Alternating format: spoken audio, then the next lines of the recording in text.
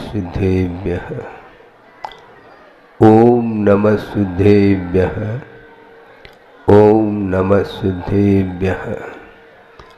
नमः श्री वर्धमानाय निर्धूत कलिलात्मने सालोकानां त्रिलोकानां यद विद्या दर्पणायते।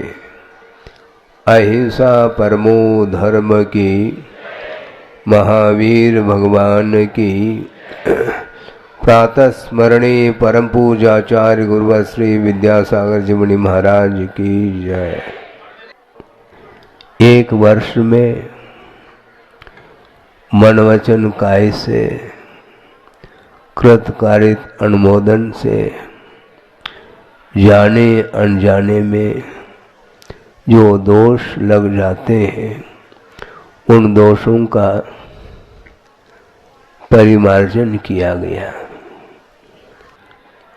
वर्षा योग संबंधी भक्तियों के पाठ के पूर्व में निर्वाण वीर निर्वाण के उपलक्ष्य में निर्वाण भक्ति के साथ साथ 3-4 भक्ति और पढ़ी गई। उसके उपरांत वर्षा योग संबंधी भी भक्तियों के पाठ के साथ वर्षा योग की बहुत यह अद्भुत विषय है कि एक एक समय व्यतीत होता होता वह काल व्यतीत हो जाता है और बीता हुआ काल अब आने वाला नहीं। महावीर भगवान को निर्वाण प्राप्त करके कितने वर्ष व्यतीत हुए? 2550 वर्ष हुए और 25वां जो निर्वाण महोत्सव मनाया गया था, जहाँ तक मुझे स्मृति में है कि सन 74 में यह अवसर आया था। उस समय आचार्य महाराज अजमेर में विराजमान थे। उस समय मेरा प्रवेश नहीं हुआ था और उसके लिए लगभग 48-49 वर्ष पूर्ण हुए। सन 75 में प्रवेश हुआ और ये सारा समय एक एक समय होकर के ही पूरा का पूरा काल व्यतीत हुआ है। इसमें कोई दो राय नहीं है कि पर्याय जो व्यतीत होती है वे क्रमिक होती है, उसमें अक्रम नहीं होता। कभी ऐसा हुआ? हाँ, ये बात अलग है कि घड़ी बंद हुई हो तो उसको भगाते हैं, बात अलग है। वो भगाने वाली बात हो गई, घड़ी को मिलाने वाली बात हो गई, किंतु वस्तुतः घड़ी जो है वो कभी दौड़ती नहीं, अपनी गति से वह परिणमन होता है काल के द्वारा। कि धर्म ध्यान के साथ व्यतीत करना बहुत दुर्लभ हुआ करता है। वैसे आर ध्यान रौद्र ध्यान के साथ प्रत्येक संसारी प्राणी का अतीत अनंत काल व्यतीत हुआ है, उसका कोई भी मूल्य नहीं है। किंतु धर्म ध्यान के साथ जो व्यतीत करता है उसका मूल्य है, उसका महत्व है। और आर ध्यान रौद्र ध्यान से ऊपर उठने के लिए परिग्रह का विमोचन किया जाता है। परिग्रह का एक नाम आता है संग। संघ नहीं, घ अलग है, ग अलग है। संग अर्थात परिग्रह होता है और सब लोगों का लक्ष्य यही होना चाहिए। भले ही आप लोग गृहस्थ हैं या अलग वस्तु, किंतु सम्यक दृष्टि का भी यही लक्ष्य हुआ करता है। सम्यक्त को प्राप्त क्यों किया जाता है? क्योंकि सम्यक्त के अभाव में अनंत काल से संसार में परिभ्रमण हो रहा है, उस परिभ्रमण को उसको विच्छिन्न करने के लिए, संसार के विच्छेद के लिए ही श्रद्धान जागृत किया जाता है। और सच्चे देव शास्त्र गुरु के प्रति जब आस्था जागृत होती है तो उसके माध्यम से संसार का विच्छेद होता है। अनंत संसार का विच्छेद करने वाला यदि कोई पवित्र भाव है तो वह सम्यक्त भाव माना जाता है। एक साथ भी रत्नत्रय को अंगीकार किया जा सकता है और क्रम से भी किया जा सकता है, इसमें कोई बाधा नहीं है। किंतु जिस समय सम्यक्त का भाव जागृत हुआ उसी समय उसका अनंत संसार परीत हो जाता है। अनादि मिथ्या दृष्टि का उल्लेख मिलता है आगम में, उसका अर्थ भी यही है कि जिसने अभी तक अतीत अनंत काल में एक बार भी सम्यक्त को उपलब्ध नहीं किया है उसका नाम अनादि मिथ्या दृष्टि, और जिस समय उसमें सम्यक्त को प्राप्त करके पुनः मिथ्यात्व में गया है उसका नाम सादी मिथ्या दृष्टि, क्योंकि मिथ्यात्व की शुरुआत हो गई, उसके पहले नो बिगनिंग। अनंत काल से वह मिथ्यात्व की धारा चली आ रही है, उसको जिसने समाप्त कर लिया है उसके लिए आचार्य कहते हैं अब ज्यादा समय उसके लिए संसार में रहने के लिए नहीं है। एक बार सम्य दर्शन उत्पन्न होने के उपरांत वह अंतर्मूर्त में भी मुक्त हो सकता है, और अधिकतम यदि संसार में रहेगा तो अर्ध पुद्गल परिवर्तन काल तक उसका संसार का परिभ्रमण का काल माना जाता है। इसके उपरांत एक समय भी वह रह ही नहीं पाएगा संसार में बिल्कुल, क्योंकि उसने टिकट काट ली है। टिकट काटने के उपरांत मंजिल तो मिलेगी, लेकिन ये ध्यान रखो टिकट तो काट ली और जेब में रख ली, सुरक्षित है वो टिकट। और वाहन में नहीं बैठेंगे तो, ट्रेन में नहीं बैठेंगे तो वह टिकट पहुंचा देगा वहां तक, मंजिल तक संभव नहीं है। इसलिए श्रद्धान उत्पन्न कर लिया, सम्यक्त को प्राप्त कर लिया, उसके उपरांत चारित्र की ओर कदम बढ़ाने की आवश्यकता है।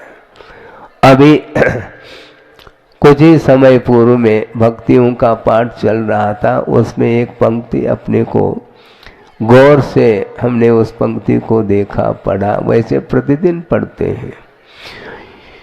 योगी के लिए एक विशेषण दिया है पूज्यपाद स्वामी ने, आप सब ध्यान से सुनेंगे उसको, कि संसार दुख भीरवः परिशहाराति घाति न प्रवीराः, ऐसे एक पंक्ति आई है। अर्थ क्या है इसका? संसार दुख भीरवः, वैसे सम्यक दृष्टि सातों भयों से मुक्त रहता है, किंतु वह भी डरता है किससे? संसार रूपी दुख से भयभीत रहता है। जो पाप भीरू होता है वही योगी माना जाता है। योगी बन तो जाते हैं, किंतु पाप से यदि भीति नहीं है तो वह योगी नहीं माना जाता। और परिशहाराति घाति न प्रवीराः कहा, परिशा रूपी शत्रु को घातने के लिए वे वीर हैं। हाँ, घात तो करना है महाराज, मोक्ष मार्ग में भी घात की बात आती है ना, घात की बात तो नहीं होनी चाहिए। हम किसी का घात नहीं करते हैं, किंतु कर्म का तो घात करना ही पड़ेगा अपने को। कर्म का क्षय करने के लिए, कर्म को दग्ध करने के लिए ध्यान रूपी अग्नि का प्रयोग किया जाता है। यानी योगी के पास ऐसी अग्नि होती है, वह अग्नि मोह को जलाने में कारण सिद्ध होती है। और आप लोग प्रतिदिन अग्नि जलाते हैं? अग्नि जलाते क्या? नहीं, ईंधन को जलाया जाता है, ध्यान रखो। अब सोचो, अग्नि नहीं जलाया जाता, अग्नि को क्या जलाएंगे आप?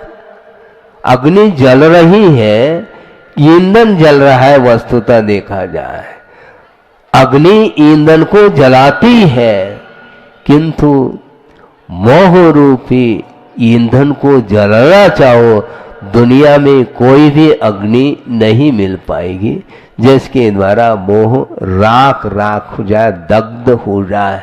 तो मोह को दग्ध करने के लिए ध्यान रूपी अग्नि को ही जलाया जाता है। कौन जलाने में सक्षम है? बिना योगी के संभव नहीं है। योगी के वश की बात है, हाँ, लेकिन वस्तुतः योगी कौन होना चाहिए? आगम पढ़िएगा, बहुत कठिन कार्य है। परिशह सामने आते ही वह योगी भी पीछे हट सकता है, हाँ। प्रत्येक योगी परिचयों के ऊपर विजय प्राप्त कर ले, बहुत कठिन कार्य है ये। परिचय और उपसर्ग को सहन करने की क्षमता बिना योगी के संभव नहीं, किंतु योगींद्र के लिए ही वह संभव है। सामान्य योगी भी अपने जीवन में उन परिचय और उपसर्ग को सहन नहीं कर पाता। इसलिए गुरुदेव का संघ के लिए बार बार यही उद्बोधन रहा कि मुनि तो बन गए तुम लोग, श्रमण तो बन गए, किंतु क्या अभी भी कुछ शेष रहा है क्या? हाँ हाँ, श्रमण बन गए हैं, किंतु श्रामण्य पद की ओर दृष्टि होनी चाहिए। अर्थात श्रमणता और श्रमण में अंतर है। ये जो प्रत्यय जुड़ा है, ये भाव प्रत्यय माना जाता है। श्रमणत्व कहो अथवा श्रमणता कहो अथवा श्रामण्य कहो, ये भाववाचक शब्द है। श्रमण बनने के उपरांत श्रमण के योग्य यदि परिणाम नहीं है तो मात्र श्रमण कहलाएगा, वह श्रामण्य नहीं माना जाता है। इसलिए कुंद स्वामी भी यही कहना चाहते हैं। क्या कहते हैं वो? यदि इच्छति दुख परिमोक्षम परिवज्जतु सामन्नम, यदि तुम दुख से मुक्त होना चाहते हो तो श्रामण्य पद को अंगीकार करो, ऐसा उनका कहना है। क्योंकि अतीत में श्रमण पद कितने बार अंगीकार किए हैं संसारी प्राणी ने, इसका कोई हिसाब नहीं, न किताब है, कोई हिसाब किताब नहीं है। अनंत बार इस जिनलिंग को अंगीकार किया है, इसके उपरांत भी इसी धरती पर वह घूम रहा है। क्यों घूम रहा है? ये प्रश्न चिन्ह है, और कुछ नहीं है कि श्रामण्य पद अंगीकार नहीं कर पाया। और श्रामण्य पद यदि आ गया तो नेमित चंद्र सिद्धांत चक्रवर्ती बोल रहे हैं, अधिकतम 32 वारायम संयमम उबलहिया। अधिकतम 32 बार ही वह संयम को अंगीकार करता है, और संयम का अर्थ ही सामान्य पद माना जाता है। बाकी सब द्रव्यलिंग के साथ कोई काउंटिंग नहीं है, अनकाउंटेबल, कोई टेबल नहीं उसमें। अनंत बार अंगीकार किया, इसके उपरांत भी मोह दग्ध नहीं हो पाया, क्योंकि उस प्रकार की ईंधन शुक्ल ध्यान रूपी अग्नि की आवश्यकता है। शुक्ल लेशा होना मुश्किल हो रहा है? शुक्ल लेशा में अपने आप मन शांत रहता है, लेकिन शुक्ल लेशा का दर्शन भी आज वर्तमान में बहुत कम हो पाता है। आपने चित्र तो देखा होगा लेशा का, षड लेशा का चित्र क्या दिया है? कृष्ण, नील, कापोत, पीत, पद्म, शुक्ल, ये 6 लेशाएं मानी गई हैं। इसमें 3 अशुभ लेशाएं हैं कृष्णादिक और 3 शुभ लेशाएं हैं पीत, पद्म आदिक। और उस चित्र ये दर्शाया है कि एक व्यक्ति है जिसके हाथ में कुल्हाड़ी है और कुल्हाड़ी के माध्यम से वहाँ उस वृक्ष को, आम्र वृक्ष को काट रहा है। किसी ने पूछा कि भाई साहब आप वृक्ष को क्यों काट रहे हैं, हरा भरा वृक्ष है और फल से लदा हुआ है वो आम्र वृक्ष, इसको काटना तो नहीं चाहिए, क्या प्रयोजन है काटने का बताओ। उसने यही कहा मुझे आम खाना है। अरे आम खाना है तो वृक्ष को काटने से, इसको बोलते हैं तृष्णा। हाँ, आसक्ति इसी को बोलते हैं। खाने की क्षमता एकाध आम की भी नहीं है, इसके उपरांत भी अच्छे अच्छे आम लगे हुए, बड़े बड़े बड़े ताजे ताजे हैं, उसमें कच्चे भी हैं, पीले भी हैं, सब कुछ है, लेकिन उस ओर ध्यान नहीं है कि मुझे सारे के सारे उन फलों का उपभोक्ता मैं बनूं। यह जो आसक्ति भीतर पल रही है उसके कारण ही इस प्रकार का कृत्य करने के लिए वो उठ बैठता है। इसके बाद ये तो कृष्ण लेशा का प्रतीक हो गया। नील लेशा, उसमें थोड़ी सी कमी आई है, लेकिन फिर भी उसमें बड़े बड़े शाखाओं को वो काटने के लिए तत्पर है। और उससे और आगे बढ़ते हैं तो छोटे छोटे जो उपशाखाएं हैं उनको काटने में लगा हुआ है। अंतर तो आया है परिणामों में, लेकिन अभी भी लेशाएं अशुभ ही मानी गई। इसके बाद अब पीत लेशा वाला है, वो गुच्छे गुच्छे ले रहा है? उसमें क्या है? पीत लेशा है, उसमें कच्चे भी फल है, पके हुए भी सब है। और इसके बाद पद्मलेशा वाला क्या कर रहा है? ऊपर पेड़ पर चढ़ करके और चुन चुन करके पीले पीले पके हुए फलों को वो तोड़ रहा है, किंतु तोड़ रहा है, ये ध्यान रखो। शुक्ल लेशा वाला तोड़ता नहीं, जो पका हुआ जो आम नीचे गिर गया है, आया है, उसको वह ग्रहण करता है। तोड़ने का अर्थ उसमें भी आकुलता है, टूटने पर ग्रहण करो। गिरा हुआ जो आम ग्रहण कर रहा है उसके अंदर भी ग्रहण करने का तो भाव है, समाप्त नहीं हुआ, लेकिन बहुत मंद कषा है, उसके आसक्ति बिल्कुल नहीं है।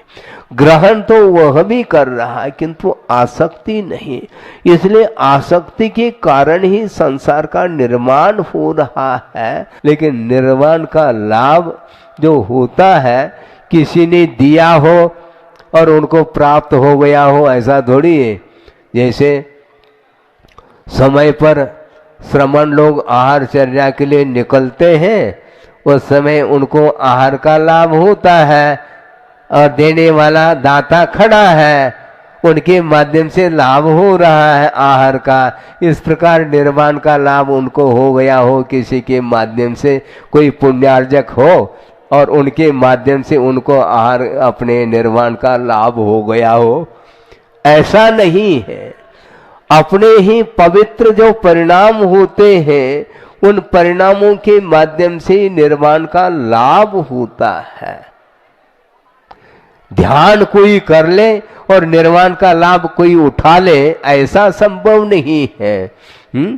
जो बोली लेता है वही धारा करता है। मैं देख रहा था, शांति धारा चल रही थी, अभिषेक हो रहा था। किसने किया अभिषेक? जिसने बोली ली थी। बोली ले हो, निर्वाण का लाभ हो सकता है? वो बोली ऐसे नहीं ले सकते। अब ये ध्यान रखो, श्रमण बनना पड़ेगा, उसके बिना संभव नहीं। श्रमण बनने के उपरांत भी दीर्घ प्रतीक्षा करनी पड़ती है। वृषभनाथ भगवान जो युग के आदि में हुए हैं उन्हें भी जनलिंग को अंगीकार करने के उपरांत अंतर्मूर्त में केवल ज्ञान नहीं हुआ। उन्हें 1000 साल तक उन्हें तप करना पड़ा।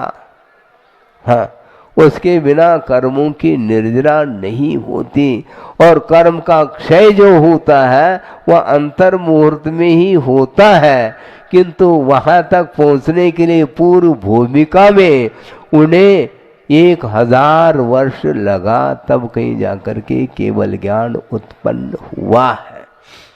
केवल ज्ञान का अर्थ पूर्ण ज्ञान माना जाता है। हमारे पास ज्ञान पूर्ण नहीं, अधूरा ज्ञान है, और अधूरा ज्ञान जब तक रहता है तब तक मद होने की संभावना रहती है। आप लोग क्या बोलते हैं?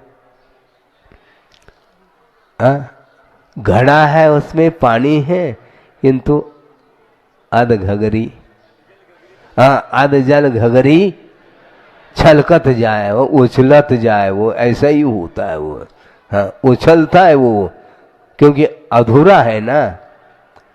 पूर्ण भरा हुआ यदि कलश हो तो उसका पानी उछलता नहीं है। इसी विषय को रखा जाए, जैसे आप लोगों ने कहा ना अधजल गगरी, सुनो, आपने कहा ना अधजल गगरी, उसी को लेकर के श्लोक रख रहा हूं। संपूर्ण कुंभो न करोति शब्दम, अर्धो घटो घोष मुपैत नूनम, विद्वान कुलीनम न करोति गर्वम, गुणैर्विहीना बहुजल्पयन्ति। जिसके पास गुण नहीं है वो बहुत बोलता है, वो बोलने की आदत है उसकी। गुणैर्विहीना बहुजल्पयन्ति, और विद्वान कुलीनम न करोति गर्वम, ऐसा कहा। जो कुलीन विद्वान है वस्तुतः वह कभी भी गर्व नहीं करता। इसलिए नहीं करता कि हमारे पास है कितना ज्ञान है, क्योंकि साधक की दृष्टि हमेशा ऊपर की ओर जाती है, नीचे वालों की ओर दृष्टि उनकी नहीं जाती है। क्योंकि साधक की दृष्टि यदि नीचे वालों की ओर होगी तो निश्चित रूप से अहंकार का भाव आ सकता है, पॉसिबिलिटी है। साधक की दृष्टि यदि नीचे की ओर जाती भी है तो कल्याण की दृष्टि से जा सकती है कि इसका भी कल्याण हो। ये जो नीचे बैठा है हमारे बराबर बैठ जाए, ये भाव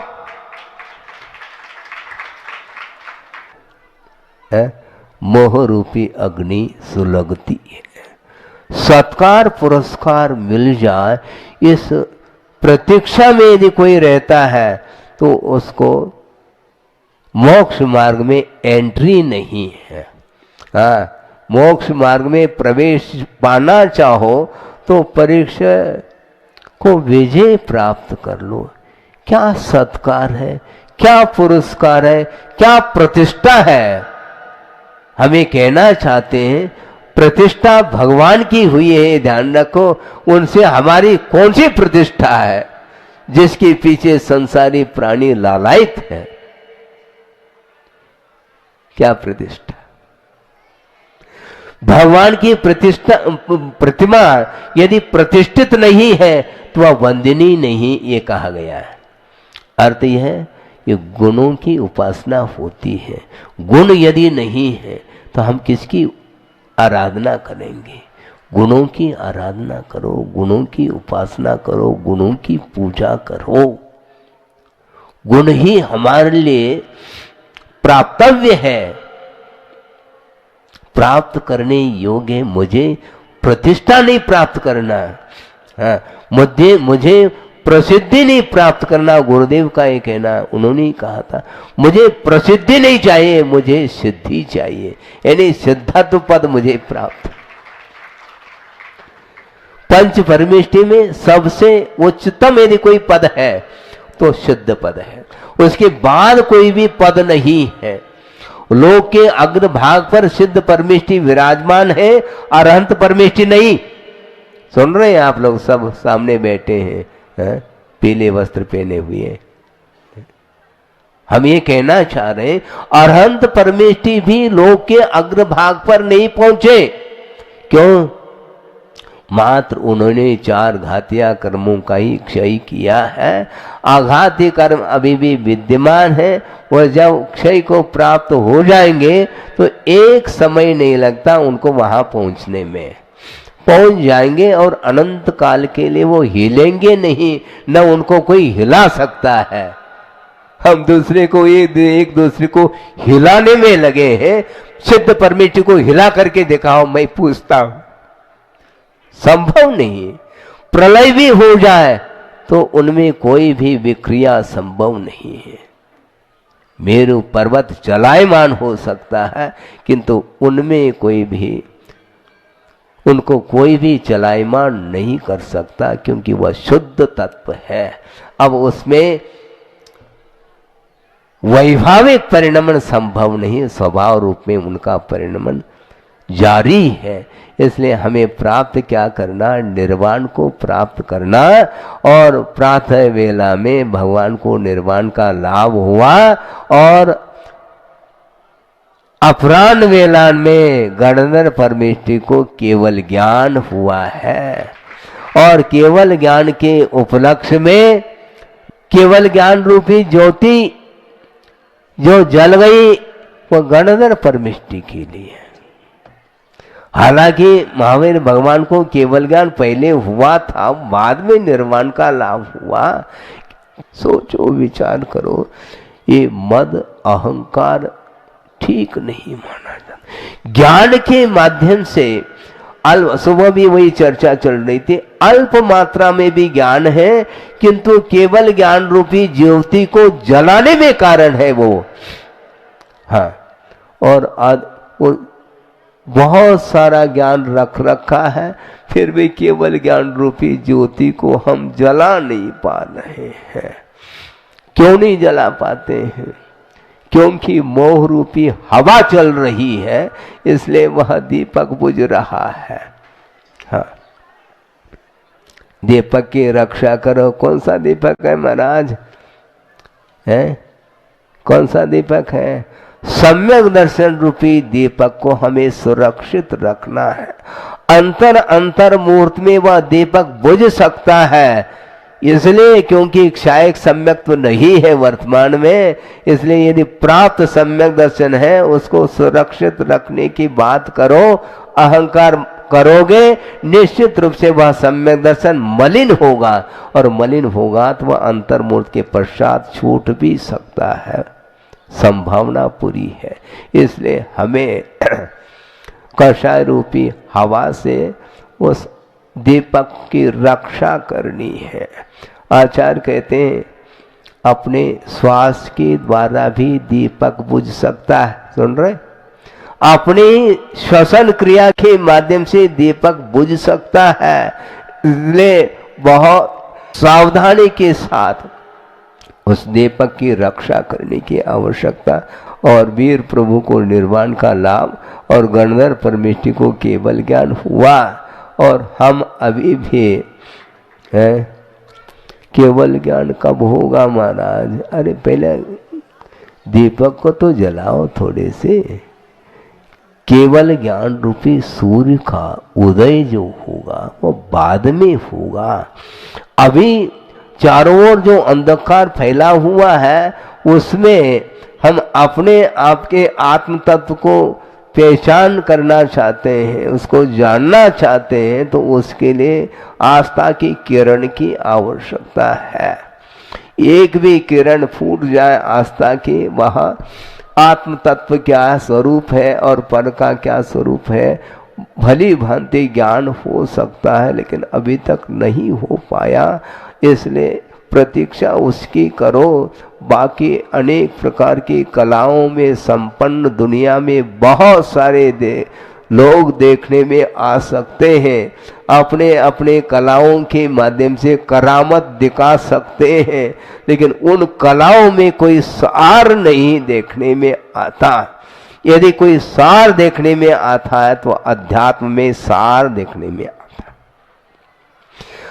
अध्यात्म के अलावा मोक्ष मार्ग देखने में नहीं आता है। इसलिए आध्यात्मिक और बढ़ने के लिए श्रवण पद को अंगीकार किया है और उस श्रवण पद की रक्षा करते हुए हम साधना में रत रहेंगे तो निश्चित रूप से बहुत ही जल्दी आर ध्यान और रौद्र ध्यान से अपने आप को ऊपर उठा करके धर्म ध्यान के माध्यम से कर्मों की निर्जरा करने की क्षमता अपने अंदर आ सकती है और कालांतर में हम धर्म ध्यान से ऊपर उठ करके शुक्ल ध्यान के माध्यम से मोह रूपी ईंधन को जला सकते हैं।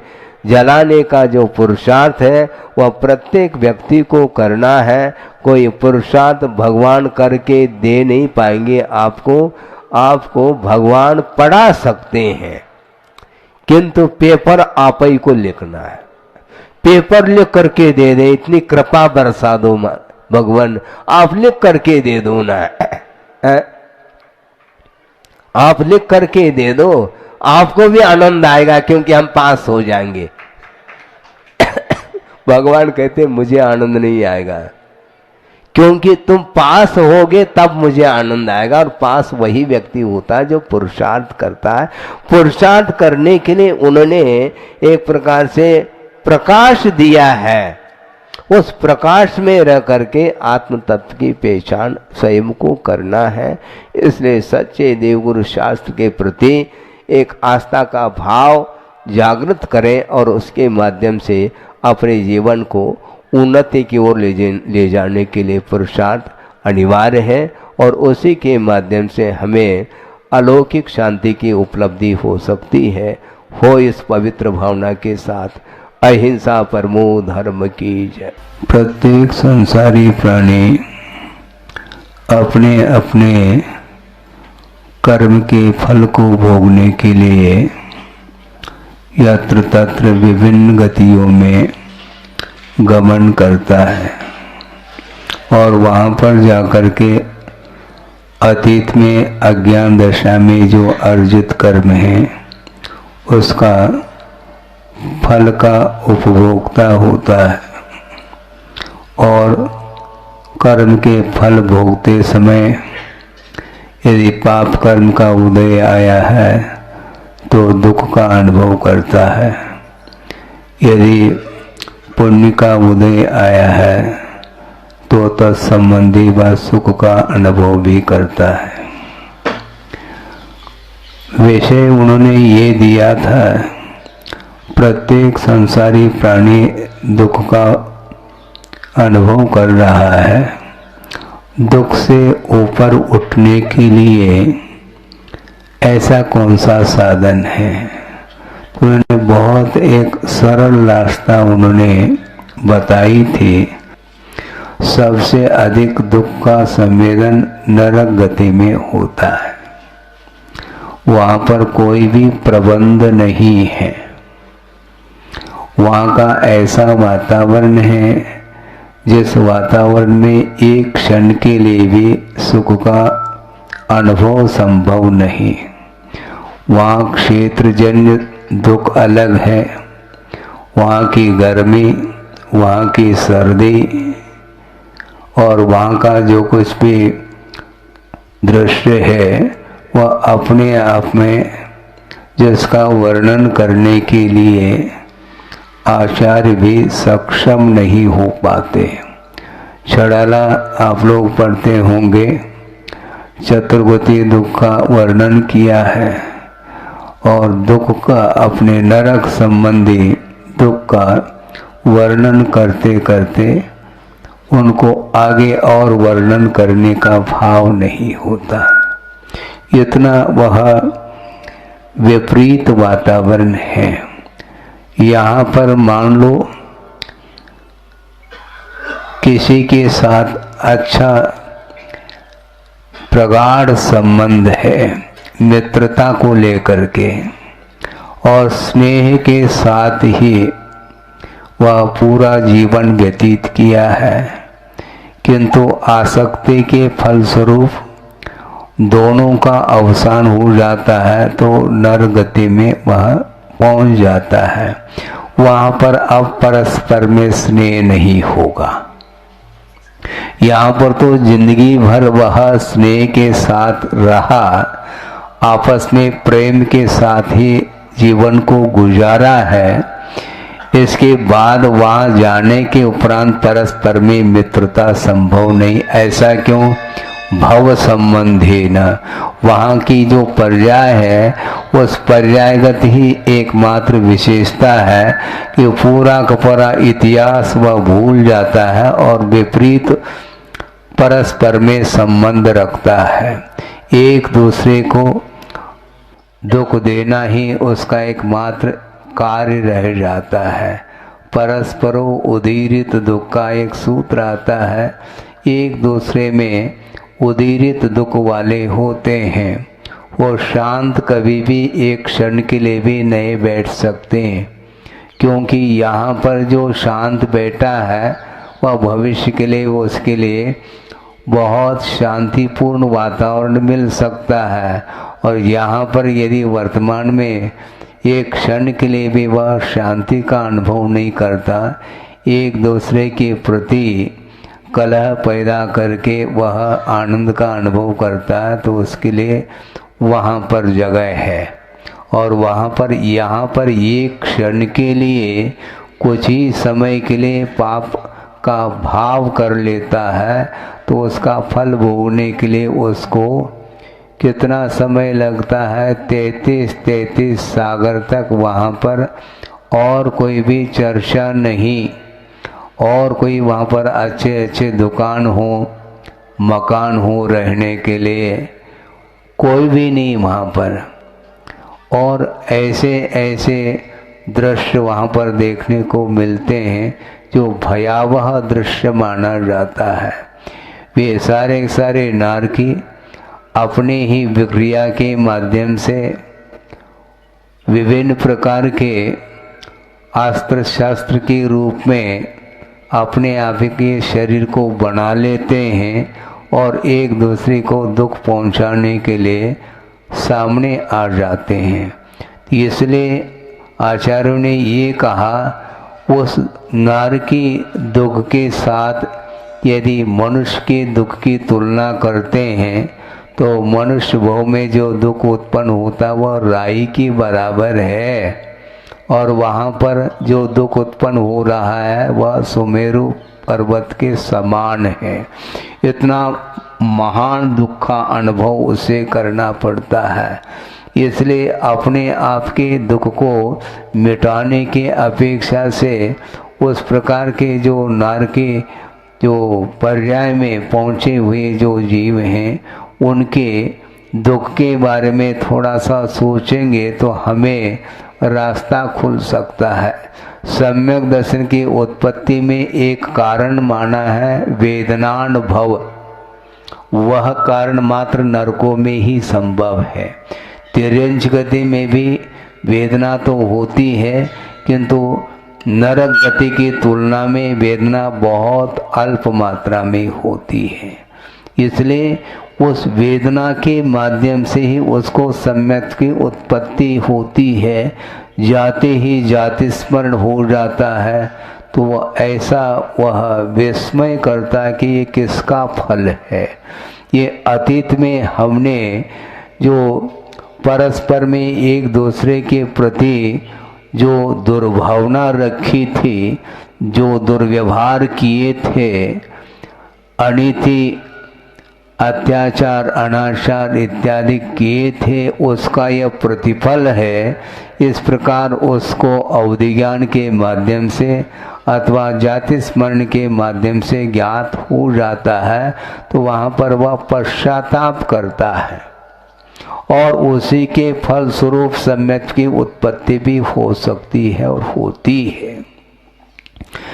किंतु वह आत्मग्लानि करता है, हमने अच्छा कार्य नहीं किया, हमने अतीत जीवन में जो कृत्य किया है वह बिल्कुल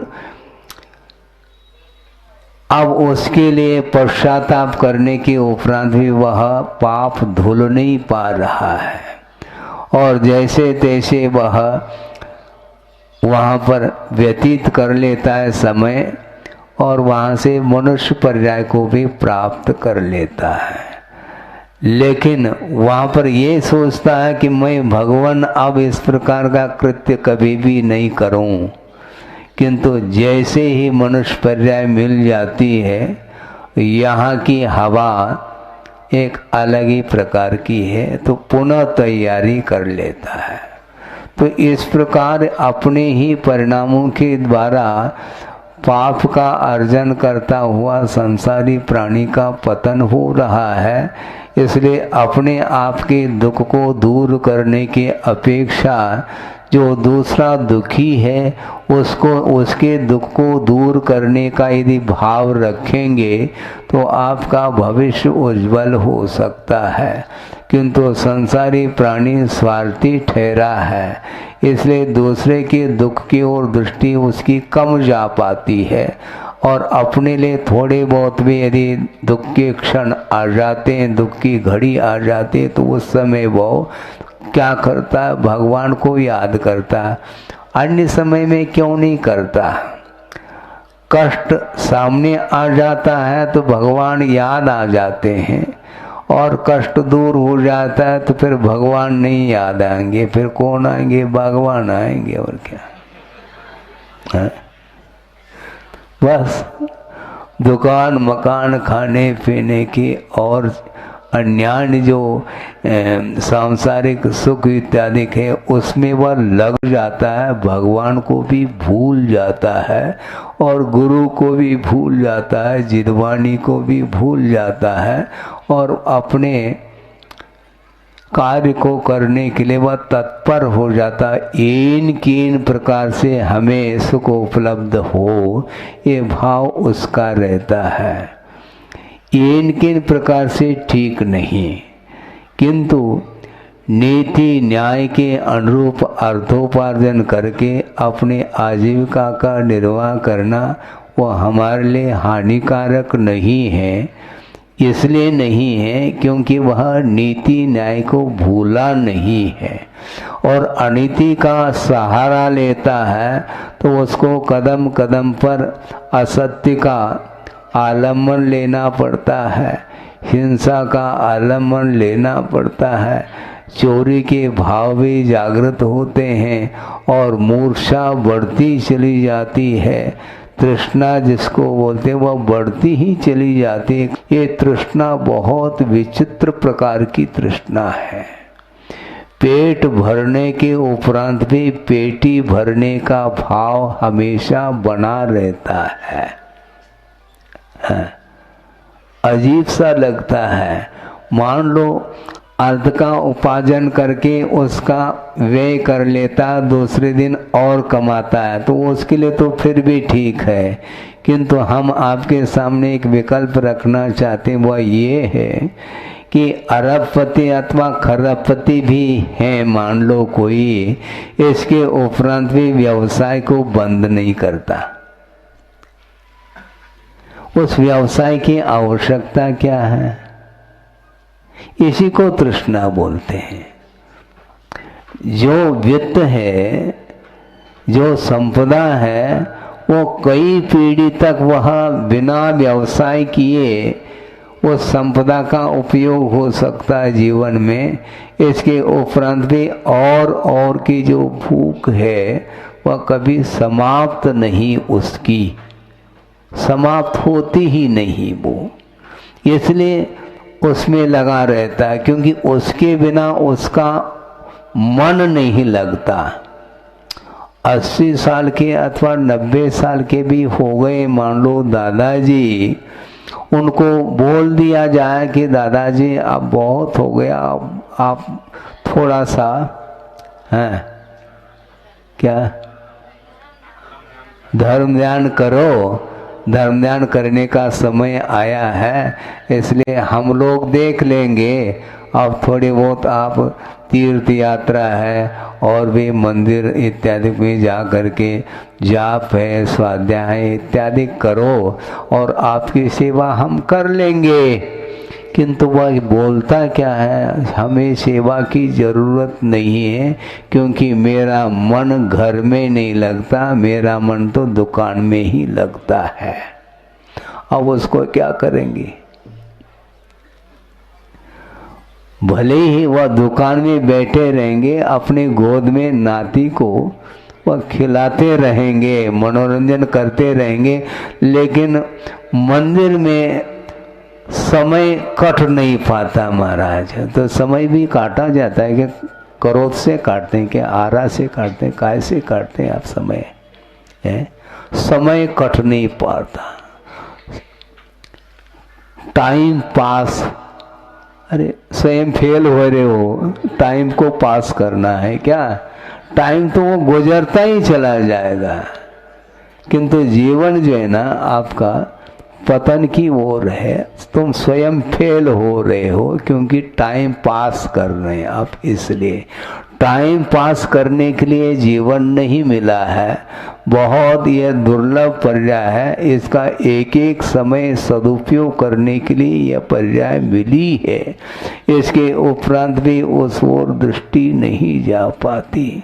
छोटे छोटे बालक हैं, मान लो, वो तो ठीक है, उनका जीवन है, अभी प्रारंभिक है, किंतु जो दादाजी है अथवा पिताजी है 80-80, 90-90 साल को छू रहे हैं, अभी भी वो तराजू को नीचे रखना पसंद नहीं करते हैं। हाँ, तराजू चाहिए, रहो, करते रहो। हाँ। कौन कह सकता है?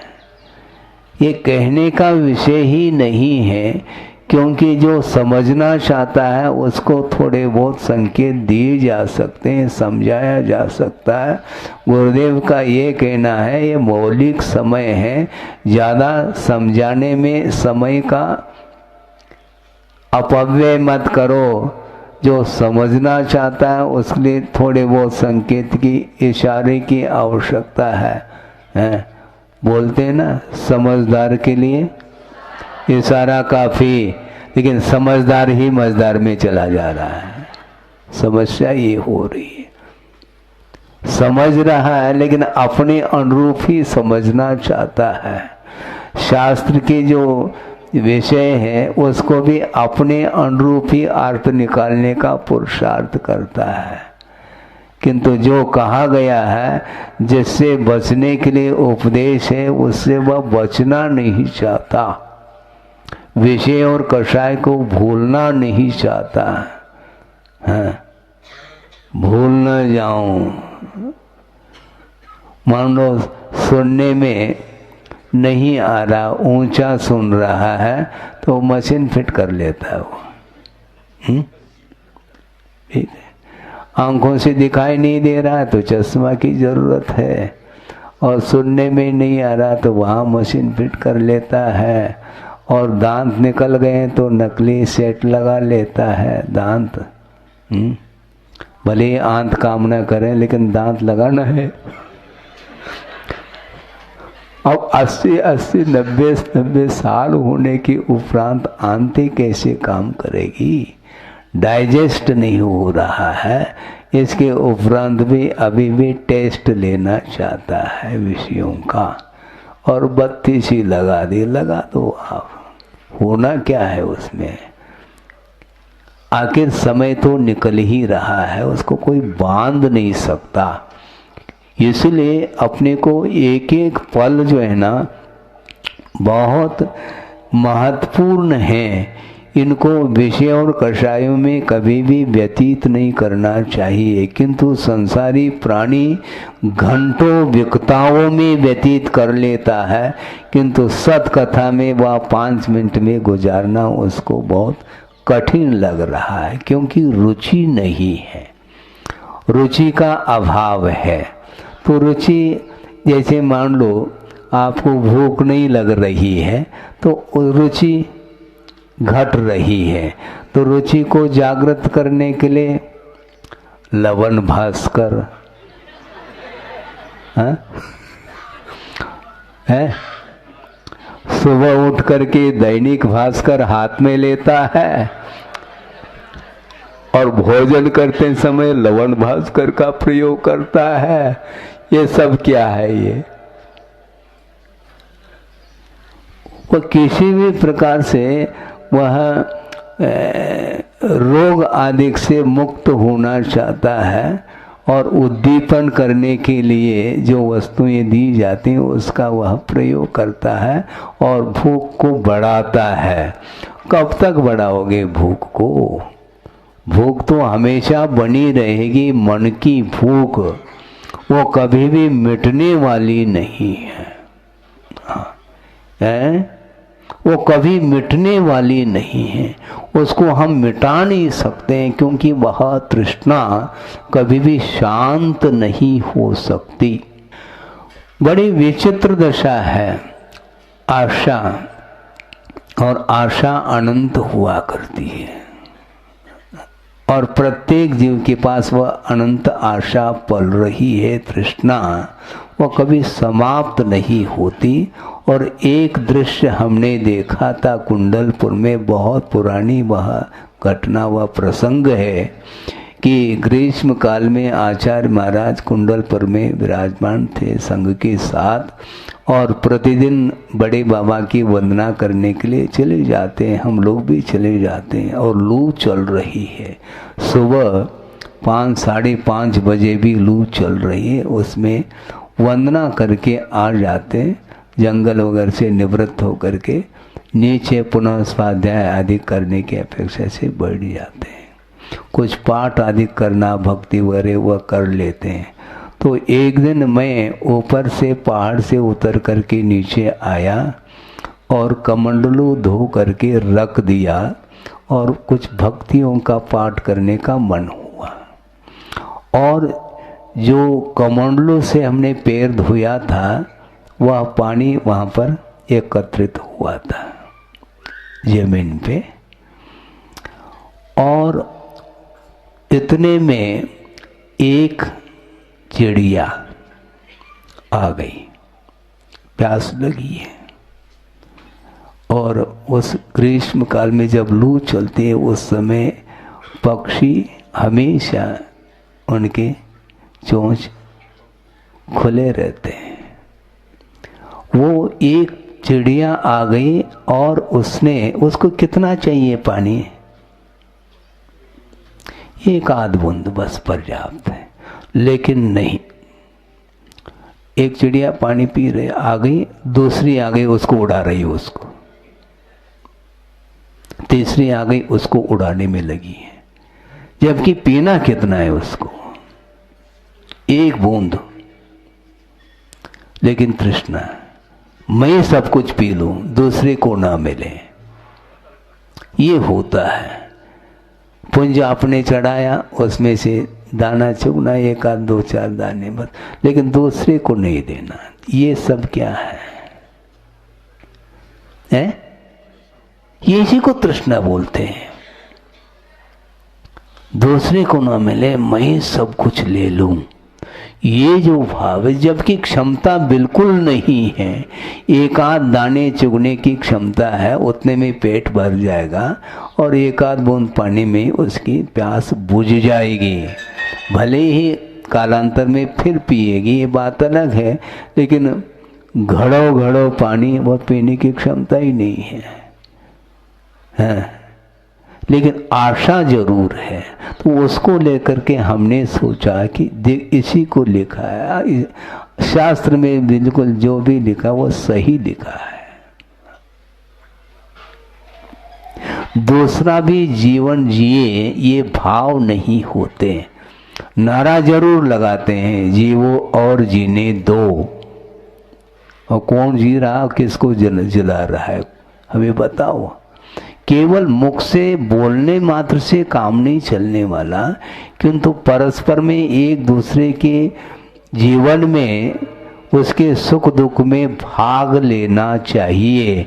किंतु उसके सुख दुख में वह भाग नहीं लेता, भाग जाता है। वो भाग लेना चाहिए, नहीं लेता। वो उसका कर्म का योग है। हम क्यों सहयोग दें? उसने पाप कर्म किया था, उसका उदय आया, वो भोग रहा है, तो ठीक है, तुम्हारा भी अवसर आएगा, उस समय तुम्हें भी इसी प्रकार भोगना पड़ेगा। एक दूसरे के प्रति अनुकंपा, करुणा, दया का भाव जब तक जागृत नहीं होता तब तक धर्म की बातें मात्र बातें रह जाती हैं। प्रयोगात्मक धर्म है, केवल कथन करने मात्र से धर्म का स्वरूप जानने में तो आ सकता है, किंतु वह जीवन में नहीं आ पाता और पूरा जीवन निकलने को हो रहा है। इसके उपरांत भी वह एक दूसरे की चिंता नहीं, मात्र अपनी चिंता करता है। हाँ, अपनी चिंता करना ये ठीक नहीं, ये स्वार्थ परायणता है। इसलिए जिस प्रकार आप लोग अपने परिवार का पालन पोषण करते हैं, उसी प्रकार पशुओं के पालन पोषण करने का भी भाव आपके अंदर जागृत होना चाहिए, क्योंकि उसका कर्म का योग है, वह तिर्यंच पर्याय उसको मिली है, पशु पर्याय, और वह मूक जानवर है, बोल नहीं सकता, कुछ कह नहीं सकता, अपनी वेदना को व्यक्त नहीं कर सकता, उसका जीवन कदम कदम पर बिल्कुल पराधीन है, उसके लिए कोई भी प्रबंध नहीं है, और आपकी प्रबंधकारिणी कमेटी है, उसकी कौन सी कमेटी है हमें बताओ, कौन सा प्रबंध मिल रहा है उसके लिए। आवारा भी घूमने वाले पशु घूम रहे हैं, जिसके लिए दिन भर में एक आध कोई टुकड़ा मिल जाए, कागज का भी मिल जाए, बहुत बड़ी बात हो गई। प्यास लगी है, भूख लगी है, और अनेक प्रकार के शरीर में रोग हो रहे हैं, सारे सारे कीड़े इत्यादि लगे हुए हैं, और वेदना हो रही है, और उस वेदना को दूर करने के लिए कोई साधन नहीं है, वो कैसे करेंगे मुझे बताओ। इसके उपरांत भी आचार्य कहते हैं उसका कर्म का योग है, किंतु अपना कर्तव्य बनता है, क्योंकि वह भी जीव है। जीव है तो सुख और दुख का संवेदन उसको भी होता है, उसके जीवन में भी प्रतिकूलता आती है। जिस प्रकार अपने जीवन में थोड़ी बहुत प्रतिकूलता आती है तो तुरंत उसका हम उपचार आदि कर लेते हैं, यहाँ तक कि यहाँ प्रबंध नहीं है मान लो तो फौरन चले जाते हैं, हाँ, विदेश जा कर के वहाँ पर विशेषज्ञ को दिखाएंगे और वहाँ पर उसका उपचार इलाज होगा और लौट आते हैं। उन पक्षियों के लिए पक्षियों के लिए क्या प्रबंध है। इसलिए वस्तुतः यह अहिंसा धर्म प्रयोगात्मक है, और गुरुदेव ने अपने जीवन में जगह जगह गौशालाओं के लिए प्रेरणा दी है, और आज भी वो गौशालाएं चल रही हैं, वहाँ पर पशुओं का संरक्षण हो रहा है। इसी प्रकार होता रहे तो वस्तुतः गुरुदेव का ये कहना है पशुओं का संरक्षण करके हम उनके ऊपर कुछ उपकार नहीं कर रहे हैं, बल्कि उनके संरक्षण के माध्यम से हमारा भविष्य सुरक्षित रख रहे हैं, क्योंकि उसके माध्यम से ही एक प्रकार से अनुकंपा करुणा दया आदि के माध्यम से अपना जीवन ही उन्नति की ओर वह बढ़ता चला जाता है। इसलिए आत्मोन्नति के लिए व्यापक रूप से जो अहिंसा धर्म है उसकी उपासना करते हुए अपने जीवन को भी ऊपर उठाने का प्रयास करना चाहिए। यही इस उपदेश का एकमात्र प्रयोजन है। अहिंसा परमो धर्म की जय।